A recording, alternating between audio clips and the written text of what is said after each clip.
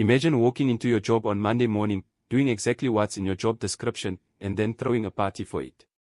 No, not a casual Friday break with colleagues. We're talking official press releases, perhaps even a pat on the back from the CEO, maybe even a celebration. Sounds absurd, right? Well, ladies and gentlemen, welcome to South Africa in April 2025. Because that's precisely what our national power utility, Eskom, did. They announced, with what can only be described as a triumphant fanfare, that they had successfully gone an entire month without load shedding. No load shedding this month, they declared, attributing this monumental achievement to hard work behind the scenes. And that, my friends, begs the central question we need to wrestle with today: have our standards fallen so low that simply keeping the lights on is now a national achievement? To truly grasp the gravity of Eskom's celebratory mood, we need to briefly journey back into the not-so-distant past. For 2 decades now, the name Eskom has been synonymous with one thing: failure. Since the early 2000s, the rhythm of South African life has been dictated by the infamous load-shedding schedules.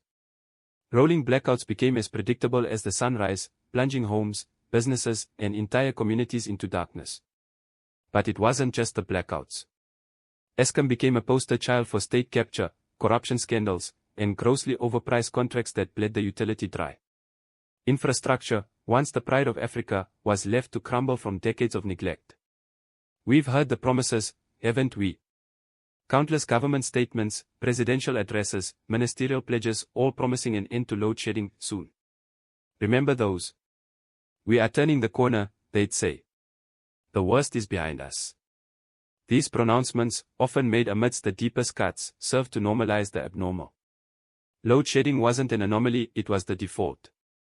And this brings us to a crucial framing device for today's discussion. This isn't the first time we've seen an institution fail so often that mere functionality becomes exceptional. It's a recurring pattern in our political landscape. Let's pull up that specific quote from Eskom again. April marks a significant milestone in our mission to stabilize the grid. This success is a testament to the tireless work being done behind the scenes. Now, let's pause. Stabilize the grid. Is stability not the minimum, the absolute bare-bones requirement of an electricity utility? It's like a firefighter boasting because a building they were called to didn't burn down today. Can you imagine the public outcry if your doctor announced, "Great news, Mrs. Steele, you're still alive after your surgery. We worked tirelessly." Or if the police department held a press conference to celebrate that crime didn't happen on a Tuesday? We'd be outraged. We'd be questioning their competence, their sanity. But with Eskom, with our government, we're being conditioned. This isn't just a tone-deaf statement, it's a form of psychological manipulation. It's an attempt to lower our expectations so drastically that we applaud mediocrity. It's a classic misdirection, diverting our attention from the systemic, structural failures that still plague the utility. They want us to focus on the absence of load shedding for 1 month rather than the underlying issues that caused it for years and could still bring it back tomorrow. They want us to forget the billions lost to corruption, the maintenance backlog, the aging infrastructure. They want us to celebrate merely treading water. This phenomenon extends far beyond Eskom. It's a pervasive political strategy that has taken root in South Africa. In a functional democracy, citizens expect performance. They demand accountability for the taxes they pay, for the services they promised. But in a failing state, citizens are subtly, gradually taught to celebrate survival. We see it everywhere.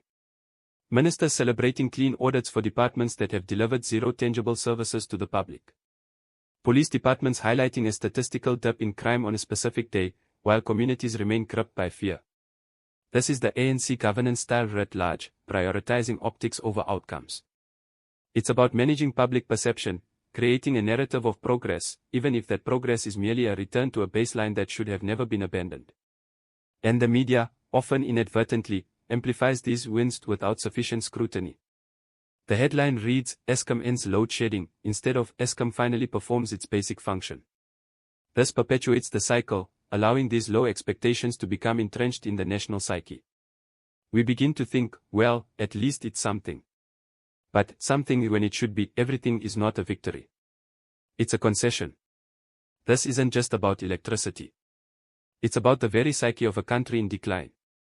When the fundamental expectation of competence is eroded, when merely meeting a basic requirement is hailed as a triumph, what does that say about us? As George Orwell might have put it, the most effective way to destroy people is to deny and obliterate their own understanding of their history. Or Frantz Fanon, who spoke of the psychological colonization where the oppressed begin to internalize the oppressor's narrative. When mediocrity is applauded, accountability dies. It's a death knell for progress. Because if Eskom is celebrated for simply keeping the lights on, what incentive do they have to fix the deep-seated issues?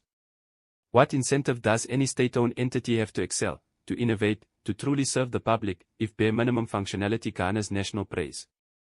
This brings us to the South African voter. Why is Eskom so confident this press release won't backfire? Why do they believe we will accept this narrative of a glorious victory? Because they've seen it work before. They've seen a populace worn down by years of frustration, a populace desperate for any glimmer of hope. And who benefits from this kind of national gaslighting? Those in power, of course. Those who want to distract from their historical failures, those who want to maintain the status quo without genuine reform. So, what do? We refuse to fall for the trap. We reject the celebration of bare minimum governance. We must invite ourselves, and each other, to see the pattern clearly and to break it. When you hear these pronouncements, ask yourself, is this truly an achievement, or is it merely what we should expect as a right? Do not allow yourself to be conditioned into applauding mediocrity. Demand excellence. Demand accountability. Because the lights might be on, but someone still needs to wake up. The lights might be on, but someone still needs to wake up. Thank you for watching.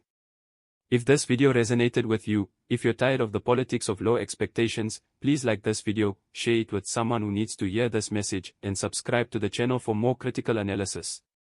Let's keep this conversation going in the comments below. What are your thoughts on Eskom celebration? Let me know.